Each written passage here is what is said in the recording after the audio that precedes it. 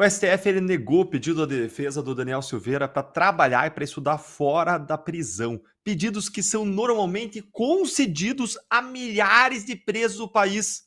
Daniel Silveira não pode trabalhar? Não pode estudar? Será que ele pode existir? Olha, eu vou mostrar para você duas coisas agora. Primeiro, eu vou contar para você como que o STF impediu, mais uma vez, Daniel Silveira de fazer algo que é um direito dele.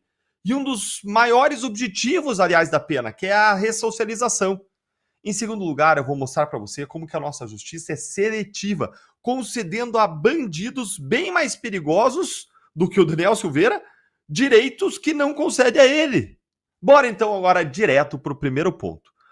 Por 9 votos contra apenas 2, os ministros do STF confirmaram uma decisão de quem? Dele, é claro, ministro Alexandre de Moraes. Uma decisão que negou o pedido de Daniel Silveira para estudar e para trabalhar fora da prisão. O Daniel Silveira está hoje em regime semiaberto na colônia agrícola de Magé, no Rio de Janeiro, que é o regime intermediário entre o fechado e o aberto. Você tem aí no meio o semiaberto. Nesse regime semiaberto, o preso trabalha durante o dia e ele se recolhe à noite para dormir dentro de um ambiente fechado da penitenciária. Só que, ao mesmo tempo que muita gente cumpre esse regime em colônias penais agrícolas e industriais, mais gente ainda cumpre esse regime apenas com tornozeleira eletrônica, que ele usa para monitorar ele, mas ele sai de casa para trabalhar durante o dia, trabalha fora durante o dia e se recolhe à noite em casa, com tornozeleira eletrônica. Muita gente cumpre esse regime assim. E aí veio o pedido da defesa do Daniel Silveira para o STF, que foi um pedido simples, de estudar e trabalhar fora. Isso seria uma maneira de ajudar a ressocializar Silveira, o que é um dos objetivos declarados da pena pela legislação brasileira. E vamos lembrar, gente, essa é uma das principais bandeiras da esquerda, dos progressistas, do pessoal dos direitos humanos. Por ressocializar, eles querem dizer reincluir a pessoa na comunidade para a pessoa voltar a ser um cidadão cumpridor dos seus deveres. E aí eu deixo a minha pergunta: onde está aí a turma dos direitos humanos, hein? Onde estão os advogados do tal do Clube das Prerrogativas, o Clube da Impunidade? Mas, para parafrasear o senador Sérgio Moro, o Prerrogativas ele só defende bandidos. Então faz sentido mesmo que eles não estejam nem aí para o Daniel Silveira. Porque vamos lembrar, o Daniel Silveira ele foi condenado onde não havia crime, porque ele tinha imunidade parlamentar dada pela Constituição para quaisquer palavras que ele proferisse. E aí é impossível não olhar para a situação de Daniel Silveira e pensar o seguinte: enquanto ele não tem direito a nada no Supremo revanchista, no Supremo do julgador vítima, um Supremo vingativo, cheio de ódio, liderado por Alexandre de Moraes, eles, Daniel Silveira, não tem direito nem de existir perante o STF. Enquanto isso, os corruptos, os traficantes de drogas, os assassinos, eles têm direito a tudo. Às vezes nesse mesmo STF, principalmente quando a gente está falando de corruptos. E no nosso sistema de justiça, de forma mais ampla, nós vemos assassinos e traficantes sendo liberados para fazer justamente o que se impediu que Silveira fizesse: estudar e trabalhar. Alguém por acaso já esqueceu que o projeto Pena Justa do Ministério da Justiça, do Lewandowski, do CNJ, do STF, tem justamente como um dos seus eixos empregar os presos em obras públicas? Alguém esqueceu disso? Eu não esqueci, não. Como é possível que esses mesmos ministros da STF, que estão liderando esse projeto aí do Pena Justa, sejam os mesmos ministros que negam esse direito a Daniel Silveira?